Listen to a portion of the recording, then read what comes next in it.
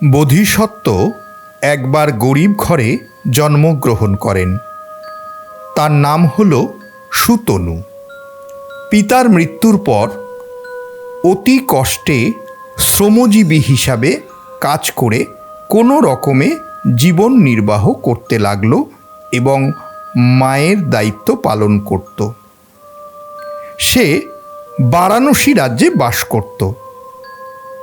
একদিন বারাণসীর রাজা শিকারে বেরিয়েছেন।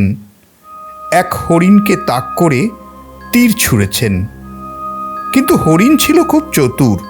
সে ভাবল এই তীরটি এড়াতে পারলেও রাজা আবার একটি তীর নিক্ষেপ করে হয়তোবা তার বক্ষ বিদীর্ণ করবে। তাই সে কৌশলে মরার মতো ভাব করে পড়ে রইল। রাজা ভাবলেন লক্ষ্যভেদ সম্পন্ন হয়েছে, তাই তীর সঙ্গীর হাতে দিয়ে হরিণের দিকে যেই না এগিয়েছেন অমনি হরিণ তীর বেগে পালালো। এই দেখে রাজার সঙ্গীরা কৌতুক পেয়ে হেসে উঠল। অপমানিত রাজা তীর বেগে হরিণের পিছনে ধাবমান হলেন এবং হরিণের শিং লতা পাতায় জড়িয়ে যাওয়ায় তাকে বাগেও পেয়ে গেলেন। অস্ত্র দ্বারা হরিণটিকে দ্বিখণ্ডিত করলেন। কিন্তু ইতিমধ্যে সঙ্গীদের থেকে রাজা বহু দূরে চলে যাওয়ায় পথশ্রমে রাজা প্রচণ্ড ক্লান্ত হয়ে বিশ্রামের জন্য একটা গাছের তলায় বসলেন।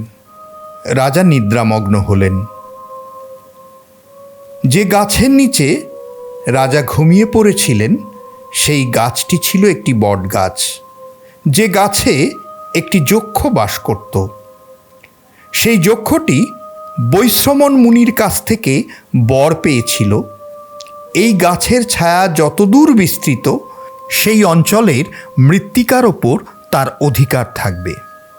রাজার ঘুম ভাঙলে যক্ষ তাকে সব বৃত্তান্ত জানালেন এবং বললেন, যেহেতু তুমি এই বট গাছের ছায়ায় এই মৃত্তিকার ওপর দাঁড়িয়ে আছো, তাই আমি তোমাকে ভক্ষণ করব। রাজা দেখলেন মহা বিপদ, তবুও ভয় না পেয়ে বললেন, আজকের মতো খাবার পেলেই কি আপনার চলবে?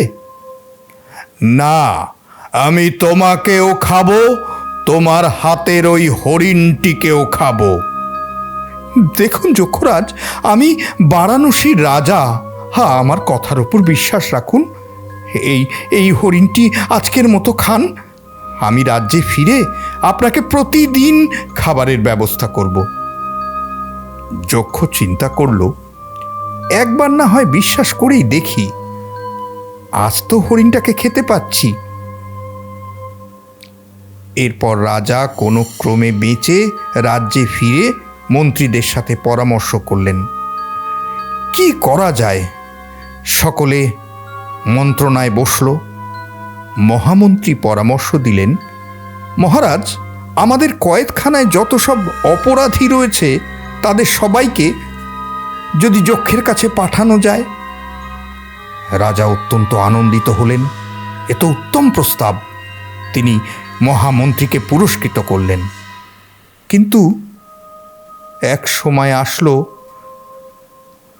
সম্পূর্ণ কয়েদখানা ফাঁকা হয়ে গেল, অপরাধী শেষ হয়ে গেল।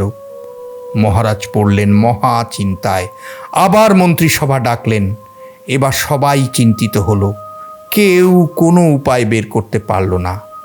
ঠিক এই হতাশা যখন সমগ্র মন্ত্রণা কক্ষ গ্রাস করেছে, এমন সময় ছোট্ট সুতনু এগিয়ে এলো। মহারাজ, আমায় একবার সুযোগ দেবেন? তুমি দেখছি নিতান্তই বালক, তুমি কি পারবে? মহারাজ, আমাকে একটি খড়ম, একটি ছাতা ও কিছু ফলমূল দিন। এগুলি নিয়ে সে ওই বটগাছের কাছে গেল। যক্ষ তাকে দেখে বলল, বালক, আজ কি মহারাজ তোমাকে খাদ্য হিসেবে আমার কাছে পাঠিয়েছেন? আগে না, প্রথমত বৈশ্রবণের বরে আপনি গাছের ছায়ায় যারা আসবে তাদের অধিকার পাবেন, কিন্তু আমি তো ছাতার আশ্রয়ে আছি, আপনার বটগাছের তোয়াক্কা আমি করি না। আর তাছাড়া যে মাটির ওপর আপনি দাবি করছেন, আমি তো সে মাটিতেও দাঁড়িয়ে নেই। আমার পায়ে খড়ম আছে, আমি সেই খড়মের ওপর দাঁড়িয়ে আছি। যক্ষ বালকের অদ্ভুত যুক্তির কাছে পরাস্ত হলো। যক্ষ শিক্ষা পেল, বুঝল তারই ভুল। সুতনু প্রস্তাব দিল, আপনার ক্ষুধা নিবারণের জন্য আমি ফলমূল এনেছি, আপনার রুচি হলে ভক্ষণ করতে পারেন। সেই থেকে সুতনু প্রতিদিন যক্ষের জন্য ফলমূলের ব্যবস্থা করত এবং এভাবেই যক্ষ ফলাহারি হলো। যদি গল্প ভালো লাগে অবশ্যই একটি লাইক করবেন, বন্ধুদের সাথে শেয়ার করতে ভুলবেন না। ভিডিওটি কেমন লাগলো অবশ্যই কমেন্ট করে জানাবেন। ভালো থাকবেন, সুস্থ থাকবেন। ধন্যবাদ।